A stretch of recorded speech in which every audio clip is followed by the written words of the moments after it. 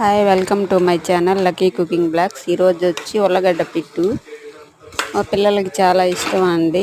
ఉల్లగడ్డలు ఉడకబెట్టి ఉడికాక ఇట్లా నలుపుకొని తాలింపు వేసుకొని దాంట్లో వేసుకొని బాగా వేగాక పసుపు కారం వేసి సింపుల్గా చేస్తే చాలా టేస్టీగా ఉంటుంది. మీరు ఒకసారి ట్రై చేయండి, సింపుల్గా బాగుంటుంది.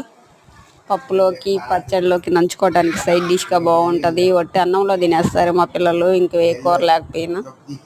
వాళ్ళ కోసం ఇలా చేస్తుంటాను అప్పుడప్పుడు. సింపుల్గా ఇలాగే బాగుంటుందండి. మీరు నచ్చితే ఒక లైక్ ఇవ్వండి. ప్లీజ్ సబ్స్క్రైబ్ చేసుకోండి. చూసి వెళ్ళిపోతున్నారు కానీ సబ్స్క్రైబ్ చేసుకోవట్లా, ప్లీజ్ అండి. మీరు ఇచ్చే లైక్ వల్ల మా వీడియో కొంతమందికి షేర్ అవుతుంది. Please like and subscribe. Bye.